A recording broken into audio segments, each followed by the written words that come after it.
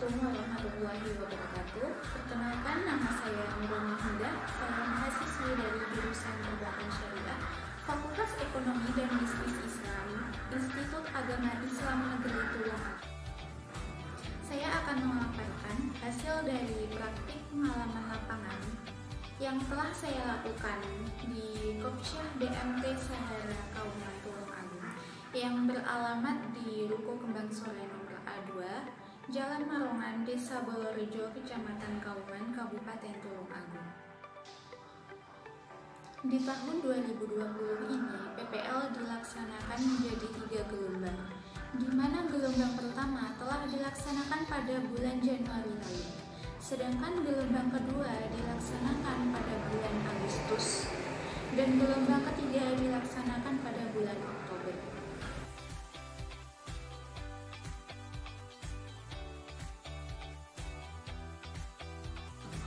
Praktik pengalaman lapangan pada gelombang 3 Fakultas Ekonomi dan Bisnis Islam IAIN Tulung Agung tetap dilaksanakan di tengah pandemi virus COVID-19. Praktik pengalaman lapangan kali ini tetap dilaksanakan meskipun berbeda dengan PPL pada gelombang 1 maupun tahun-tahun sebelumnya, di mana PPL kali ini tergolong istimewa karena dilakukan secara virtual dengan metode observasi dari rumah di desa mahasiswa masing-masing.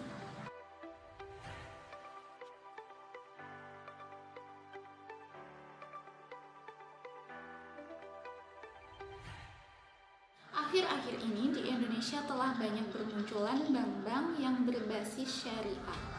Bersamaan dengan kemunculan bank-bank tersebut, banyak pula bermunculan lembaga keuangan mikro swasta yang berprinsip syariah. Dan di antaranya adalah Baitul Mal wa Tamwil atau biasa kita sebut dengan BMT. Keberadaan BMT ini merupakan usaha untuk memenuhi kebutuhan khususnya sebagian umat Islam yang menginginkan jasa layanan bank syariah untuk mengelola perekonomian. BMT merupakan lembaga keuangan mikro swasta yang tidak mendapatkan subsidi sedikit pun dari pemerintah, di mana modal seluruhnya dihimpun dari dana masyarakat. Jadi untuk posisi BMT tersebut setingkat dengan koperasi yang dalam mengoperasikannya berprinsip dengan syariah. Praktek lembaga keuangan syariah di Indonesia tergolong relatif baru. Pada mulanya berdiri Bank Islam, kemudian pada tahap berikutnya mulai bermunculan lembaga keuangan mikro swasta yang bukan bank yang menerapkan prinsip bagi hasil, yaitu BMT itu sendiri. Baitul Mal wa Tamwil didefinisikan sebagai suatu badan usaha atau instansi keuangan yang menggabungkan antara fungsi Baitul Mal dan Baitul Tamwil. Baitul Mal mengarah pada usaha pengumpulan dana dan penyaluran dana yang non-profit seperti zakat, infak, dan sedangkan Baitul Tamwil sebagai usaha pengumpulan dana dan penyaluran dana komersial. Usaha-usaha tersebut menjadi bagian yang tidak terpisahkan dalam BMT sebagai lembaga pendukung kegiatan ekonomi masyarakat kecil dengan berlandaskan sistem-sistem syariah. BMT sendiri memiliki 2 fungsi, yaitu mengumpulkan dan menyalurkan dana. Penyaluran dana yang dilakukan oleh BMT termasuk pemberian biaya kepada pihak yang membutuhkan, baik untuk modal usaha maupun untuk konsumsi kegiatan. Dalam penyaluran dana kepada debitur, secara garis besar produk pembiayaan dapat dikategorikan menjadi 3 macam, yakni yang pertama, transaksi pembiayaan yang dikategorikan untuk memiliki barang berdasarkan prinsip jual beli. Yang kedua, transaksi pembiayaan yang dikategorikan untuk mendapatkan jasa berdasarkan prinsip sewa. Dan yang ketiga, transaksi pembiayaan yang dikategorikan untuk usaha kerjasama yang ditujukan guna mendapatkan sekaligus barang dan jasa dengan prinsip bagi hasil. Merupakan penyediaan uang dan tagihan berdasarkan persetujuan atau kesepakatan pinjam-meminjam antara BMT dengan pihak lain yang mewajibkan pihak meminjam untuk melunasi utangnya beserta bagi hasil setelah jangka waktu tertentu. Kecil merupakan salah satu bagian dari masyarakat golongan ekonomi lemah yang membutuhkan bantuan terutama dalam hal permodalan untuk menjalankan usahanya agar semakin berkembang. Untuk itulah peran bank-bank Islam seperti BMT maupun koperasi yang berpedoman pada kaidah-kaidah Islam mengembangkan pemikiran untuk memberikan kredit dengan jaminan. Karena BMT sebagai salah satu lembaga keuangan mikro swasta yang berbasis syariah, dalam operasionalnya pun juga tidak menggunakan sistem bunga ataupun riba seperti yang dilakukan oleh bank-bank konvensional. Tetapi BMT menerapkan sistem bagi hasil bagi para nasabahnya. Salah satu ciri umum yang melekat pada masyarakat Indonesia adalah masalah permodalan yang lemah.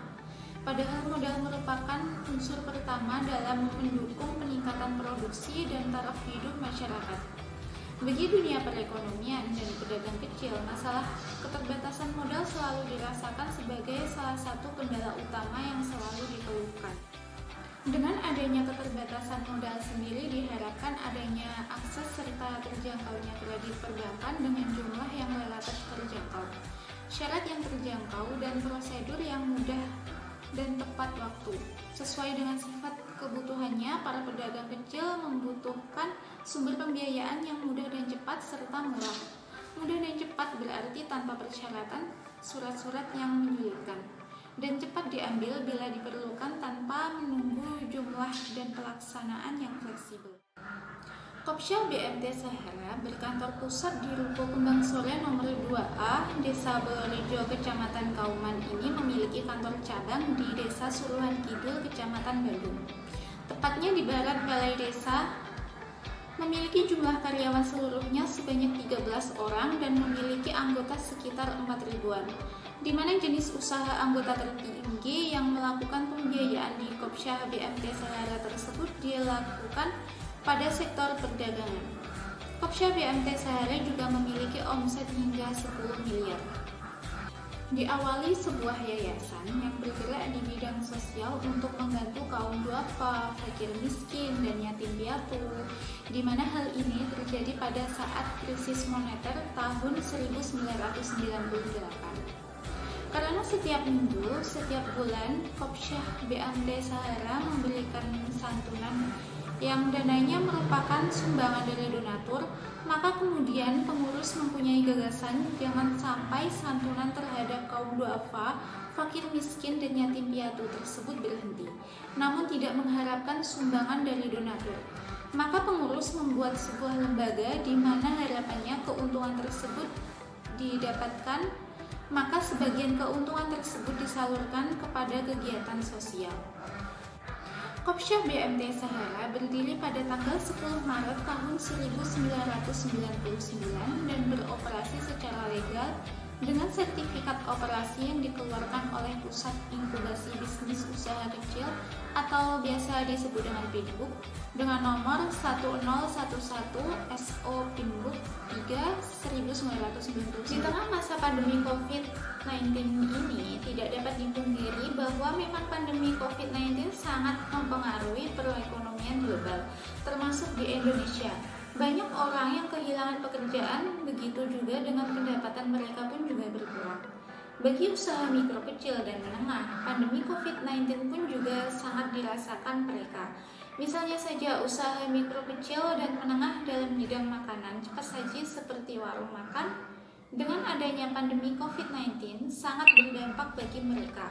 Karena diharuskan menjaga protokol kesehatan sehingga tidak seramai sebelum adanya pandemi COVID-19 dan pendapatannya pun juga otomatis berkurang. Berkurangnya pendapatan juga berdampak bagi pembiayaan Kopsya BMT Sahara kepada nasabah. Karena Kopsya BMT Sahara juga melakukan survei terlebih dahulu sebelum melakukan pembiayaan terhadap nasabah, apakah nasabah tersebut mampu untuk membayar angsuran atau tidak.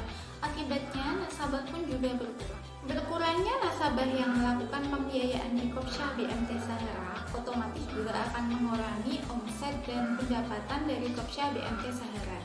Namun, pertengahan Oktober kemarin, Kopsya BMT Sahara mengadakan perekrutan karyawan baru dan ada penambahan hingga 4 karyawan baru.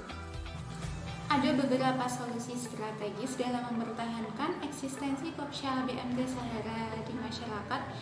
saat di tengah pandemi seperti ini diantaranya yang pertama memberikan pelayanan yang terbaik kepada nasabah. Kemudian yang kedua berusaha bertahan dengan situasi apalagi di tengah pandemi COVID-19 seperti saat ini. Selain itu, Kopsya BMT Sahara memiliki keunggulan dengan menerapkan nilai-nilai religiusitas karena bagaimanapun juga nilai-nilai religiusitas menjadi harga tawar tersendiri untuk dipilih masyarakat. Adapun produk-produk dari BMT Sahara, diantaranya yaitu yang pertama SIMASIS atau Simpanan Masyarakat Islam, merupakan simpanan anggota yang berdasarkan akad wadiah yad domanah dan mudharabah atas seizin penitip dana yang disimpan pada rekening SIMASIS, maka dana tersebut dapat dimanfaatkan. Penarikan maupun penyetoran dari produk SIMASIS dapat dilakukan pemegang rekening pada saat atau sewaktu-waktu. Yang kedua ada SIMASIS berjangka atau deposito, yaitu jenis simpanan anggota yang ingin menyimpan dananya dalam jangka waktu yang relatif lama dengan prinsip syariah. Produk ini didasari pada akad wadiah yad domanah dan mudharabah. Kemudian yang ketiga ada produk pinjaman modal atau pembiayaan dengan sektor pertanian, perdagangan, peternakan, konsumtif, sektor jasa atau investasi, sektor industri kecil, konveksi, dan sektor lain. Dalam pembiayaan ini digunakan akad seperti mudharabah, musyarakah, murabahah, dan qardul hasan. Pembiayaan atau financing adalah pendanaan yang diberikan oleh suatu pihak kepada pihak lain untuk mendukung investasi yang telah direncanakan, baik dilakukan sendiri maupun lembaga. Dengan kata lain, pembiayaan merupakan pendanaan yang dikeluarkan untuk mendukung investasi yang telah direncanakan. Dalam kaitannya dengan pembiayaan pada perbankan Islam, atau istilah teknisnya sebagai aktiva produktif. Aktiva produktif merupakan penanaman dana bank Islam baik dalam rupiah maupun valuta asing. Adapun permasalahan yang dihadapi, berdasarkan dari pengamatan yang telah saya lakukan di lapangan, ada beberapa kendala yang dihadapi oleh Kopsya BMT Sahara Tulungagung. Di antaranya adalah kurangnya pemahaman masyarakat tentang sistem syariah yang ada di Kopsya BMT Sahara, karena masyarakat telah terbiasa dengan sistem konvensional serta pembiayaan bermasalah yang terjadi pada Kopsya BMT Sahara Tulungagung. Pembiayaan bermasalah dapat disebabkan oleh beberapa faktor. Ada yang disebabkan oleh faktor internal maupun eksternal. Yang disebabkan oleh faktor internal maupun eksternal antara lain kelancaran usaha yang terganggu, kurangnya kemampuan untuk manajemen usaha, teknis produksi yang masih sederhana, teknik pemasaran yang kurang strategis, pengalaman serta informasi yang serba terbatas. Pembiayaan bermasalah memberikan dampak yang negatif bagi BMT sendiri. Resiko yang dialami oleh pihak BMT karena pembiayaan bermasalah yaitu tidak terbayarnya sebagian maupun keseluruhan pembiayaan yang telah diberikan kepada nasabah.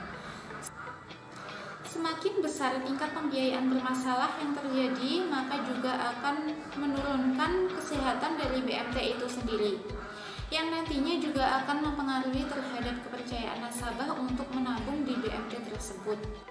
Adapun solusi strategis dalam meminimalisir terjadinya pembiayaan bermasalah, pada BMT Sahara Tulungagung dilakukan survei terlebih dahulu untuk mengetahui penyebab pembiayaan yang bermasalah yang terjadi pada nasabah. Karena berbeda faktor penyebab pembiayaan bermasalah, beda pula cara mengatasinya. Kemudian setelah dilakukan survei, maka dapat dilakukan penanganan, di antaranya yang pertama ada restrukturisasi. Ada pula yang diberikan kelonggaran waktu dalam pembayaran angsuran. Hal ini diharapkan agar nasabah mampu melakukan pembayaran dengan diberikannya kelonggaran waktu tersebut. Yang ketiga, ada pula jika yang bersangkutan benar-benar tidak bertanggung jawab, maka diambil tindakan dengan cara melelang barang jaminan dari nasabah tersebut untuk menutupi angsuran yang tidak terbayarkan, dan sisanya akan dikembalikan kepada nasabah. Sekian pemaparan hasil dari laporan praktik pengalaman lapangan di BMT Sahara Tulung Agung. Kurang lebihnya mohon maaf. Wassalamualaikum warahmatullahi wabarakatuh.